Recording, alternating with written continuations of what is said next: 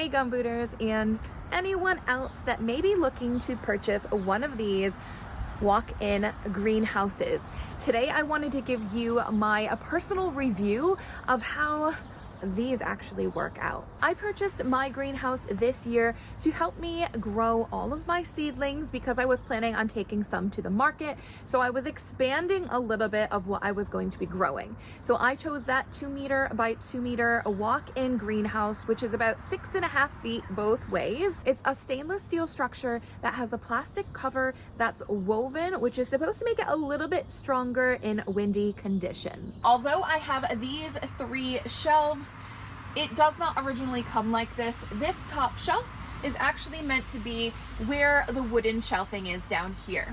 So you would have this wooden level and this level here. Both shelves that are this wire cagey stuff, they're quite sturdy. They hold everything that you need. There are 3 sets of these on either side. I have set my greenhouse up in the corner of our massive deck over there because it's easy access in and out of the house, and we have all of this space and it wasn't being used, so I might as well take advantage. However, that is not what is suggested when you're setting up this greenhouse.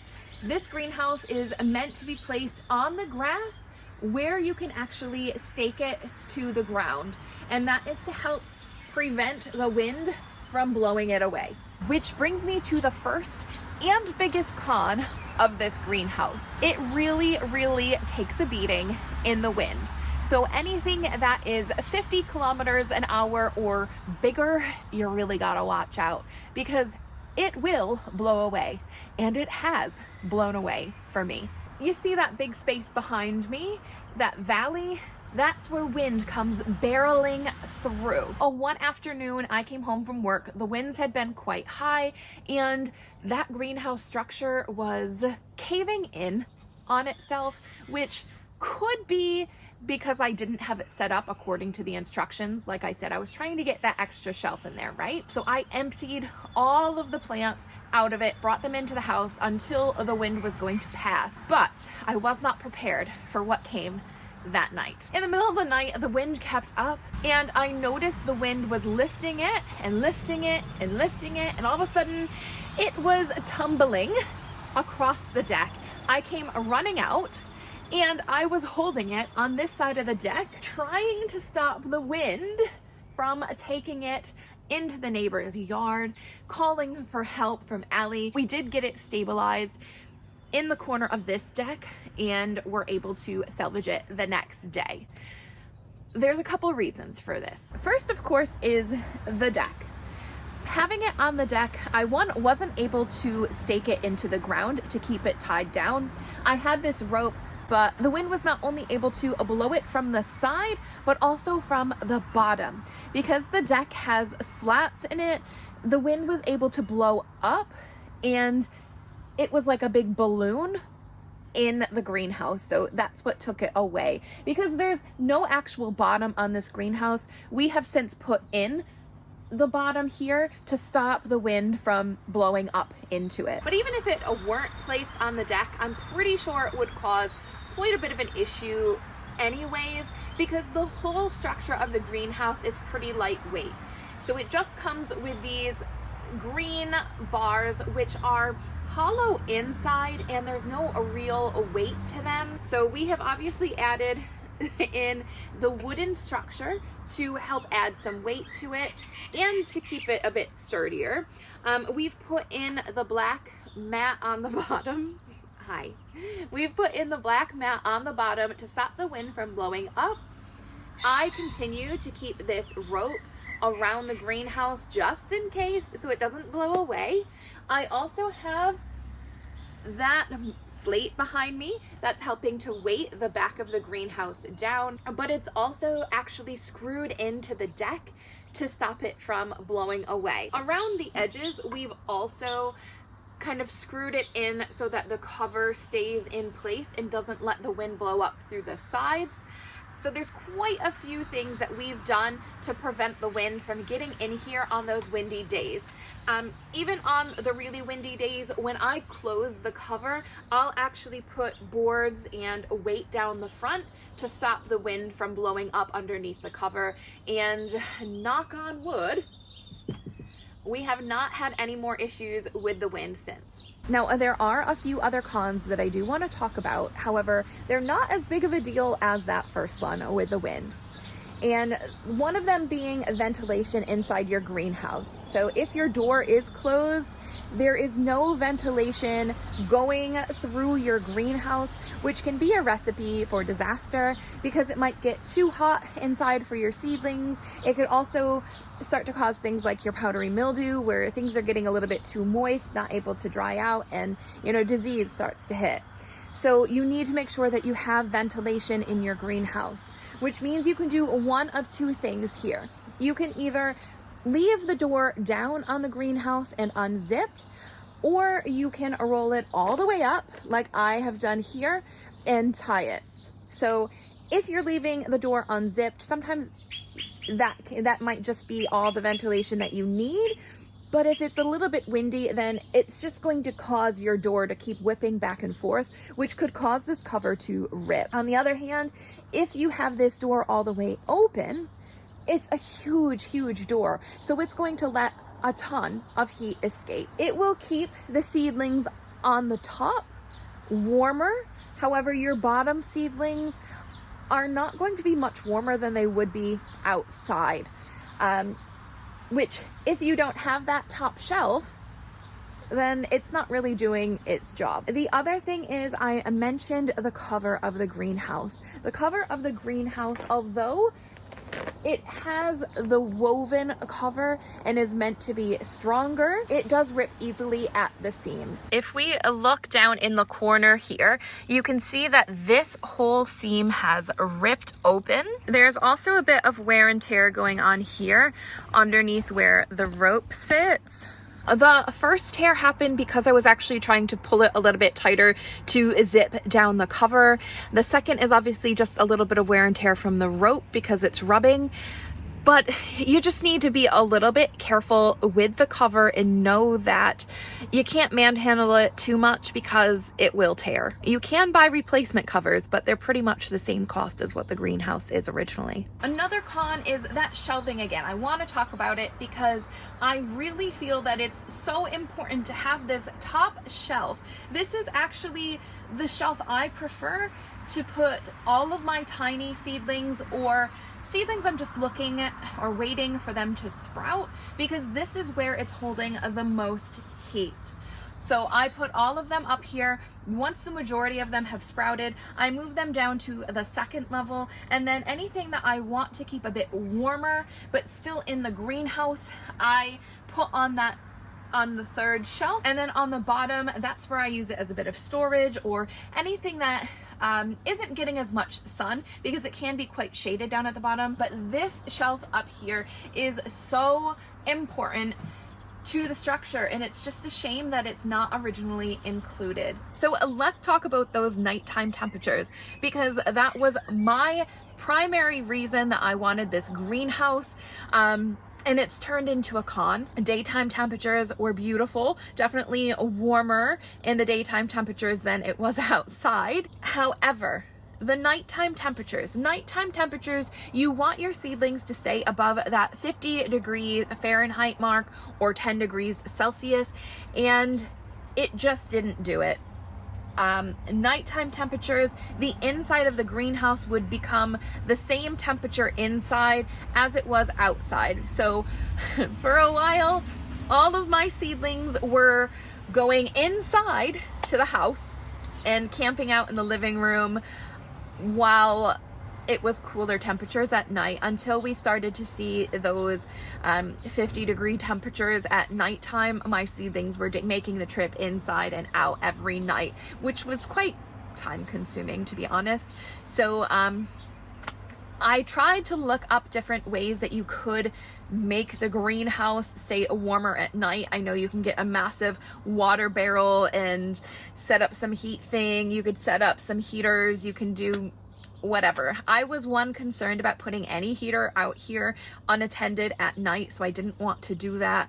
A big water barrel thing, I just didn't want to spend money on. It might work, I'm not sure. But yeah, on its own, the greenhouse does not hold heat overnight. So those are my cons for the greenhouse, which I know sound pretty bad, but I don't want you to think that I wouldn't recommend this greenhouse just because of those cons, because there are some pros as well. The first pro is that I can stand in this greenhouse. It is a big space and it's a great space to work in.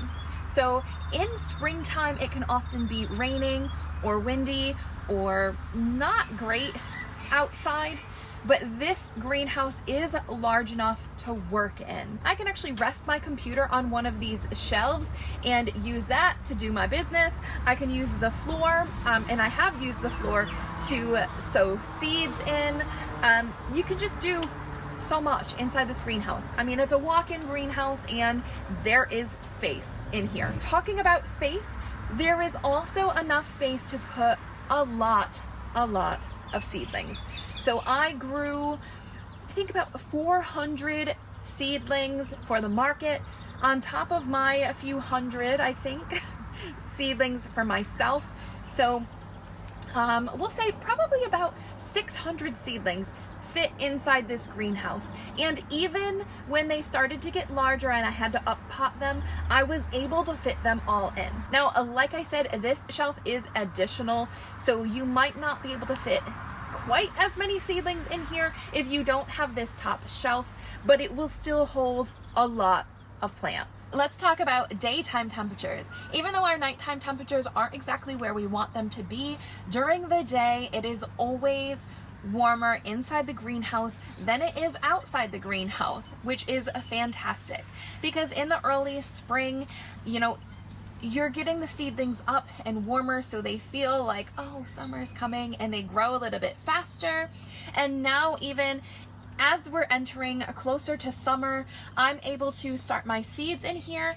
It gets up really warm. The seeds sprout very quickly, so that is fantastic. So daytime temperatures in here are beautiful, but also it helps protect those seedlings from those harsh springtime weather conditions. My seedlings definitely would not have made it through a lot of the wind that it experienced early on. I was able to pack all of my plants inside of the greenhouse and it protected them, whether it be the excessive wind or excessive rain. It really helps in that sense. And on top of all of those pros is the fact that this greenhouse is significantly cheaper than any other walk-in greenhouse that we have available here. So this is obviously a temporary structure. Any other greenhouse I was really able to find that would fit that amount of plants is a more permanent structure and would cost at least $1,000, if not more. So $150 to do the same job as a $1,000 one. I think I can make this work. Not only is it good in the sense that it's cheaper, but we also rent our space. So if you're renting a space, you don't necessarily want to put up something that is a more permanent structure when you're in a place that isn't necessarily a permanent spot. So if I ever need to take this down, or if anything happens, I can take this down quite quickly and move it to a new place. That in itself, the fact that it was so cheap, the fact that it is a temporary structure that can be moved, was something that worked out perfect for me, because I did not have the money to spend $1,000 on a greenhouse. This $150, it was able to help me grow hundreds and hundreds of seedlings successfully. So that is a massive, massive win in my book. And that is the main reason why I would actually recommend this greenhouse to anyone else, so long as you're able to make those modifications to it like we have. All right, so I want to go over some of the modifications that we made to the structure just to make it a little bit sturdier, to get more room out of it. So if you are planning on buying this greenhouse or something similar, you have an idea of how we reworked things to make it work. I didn't put all of the components on this bottom shelf that it originally wanted. My primary goal when doing this setup was to make sure that the top part of the structure and the middle part were set up as the primary shelves. I didn't quite have enough pieces to make a complete structure for the greenhouse to do that. Where I found that I missed out on pieces was the very bottom outline, which is why I knew initially that I needed some more structure to hold the greenhouse up and to hold the shelves up. So I knew originally that these here, so the front and the back, needed to be there. We needed something to hold the weight up of all of the plants that were going to be on these shelves.